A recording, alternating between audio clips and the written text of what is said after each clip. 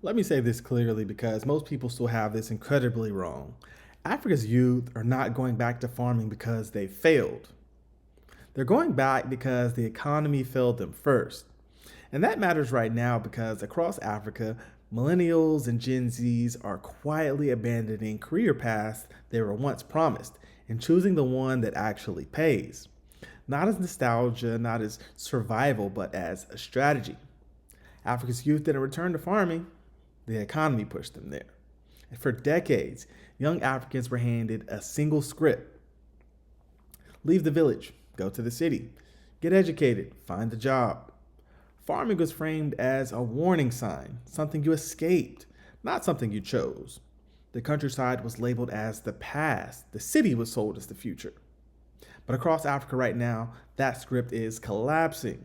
And remember, if you want more Africa First stories the Western media ignores, hit subscribe. We don't chase the headlines, we chase the truth behind them. And by the end of this video, you'll understand why farming is no longer only about survival, and how it's becoming one of the clearest paths to a future of wealth on the continent. Farming against the odds is the new normal in Uganda. In Kamwokia, one of Kampala's largest informal settlements, a community-led initiative is training young people how to grow crops in vertical gardens. This project we started in February last year, and the felt need was to change the mindset of the younger people towards agriculture, and also to provide job opportunities to young people through innovative urban farming. So far, nearly 800 youths have been trained. Many are now not only producing food at home, but selling surplus to local markets to generate an income. Others are providing services to support this sector. I first seek permission, then I told my grandma, can I easily construct my farm here because I have skills I've gained. I showed her my notes, I showed her my plan, and then I started constructing. And also, since I was skilled enough, I also called my friends who we studied together, and we're already skilled, so we started it up. Her enthusiasm also inspired others who say the project has transformed how they view their living space. I can now set up something at home like on the veranda, which I never considered useful space. Then I can also plant tomatoes and kales for cooking at home instead of getting them from the market.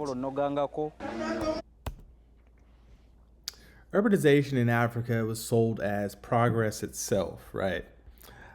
Cities promised dignity, wages, stability, upward mobility. Universities expanded to feed that promise. Degrees multiplied, expectations rose, but the economic structure beneath them didn't catch up all the way. Industrialization stayed shallow, manufacturing never truly scaled, and formal employment grew far slower than the number of graduates actually entering the market. So a quiet contradiction formed. Young Africans did what they were told. They studied, they moved, they searched, and the jobs didn't arrive. Urban life became more expensive without becoming more secure, and rent climbed as well. Transportation often swallows income, and informal work replaced stability. So education oftentimes stopped functioning as insurance. Meanwhile, something else never stopped. Land. Not symbolic land, not nostalgic land, productive land. So while the city had credentials, the countryside had margins, right? Most people think this means that from the outside, the story sounds simple. Youth farming equals failure, a step backward. Proof Africa didn't modernize fast enough. And that interpretation collapses the moment you look at what kind of farming this generation is preparing for. So what's actually happening? This isn't a return to sustenance survival. Young Africans are positioning themselves inside future food systems, not outside the economy. They're not farming because it's rural, they're farming because food demand is permanent, while jobs are optional. And this generation understands something previous generations were never taught. In a world of population growth, climate pressure, and supply chain shocks, food is no longer low status. It's strategic. Food doesn't pause for recessions or wait for policy reform. Food creates pricing power when demand outpaces supply. So this matters for African power because Africa's crisis was never ambition. It was being locked out of value creation. And youth aren't rejecting modernity. They're repositioning themselves upstream of it, right? So this shift matters because agriculture is one of the few sectors in Africa where wealth can compound, not just pay wages.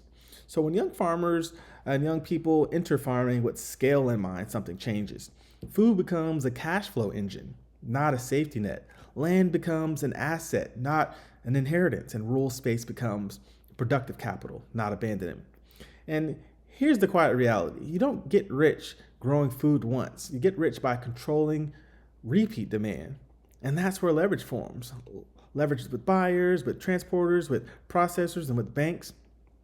Once supply becomes reliable, contracts appear. Once contracts appear, financing flows. And then once financing flows, farming stops being labor and becomes enterprise. So you don't get rich from soil, you get rich from systems built on top of it. And the future of African wealth won't come from farming alone. It will come from what farming connects to next.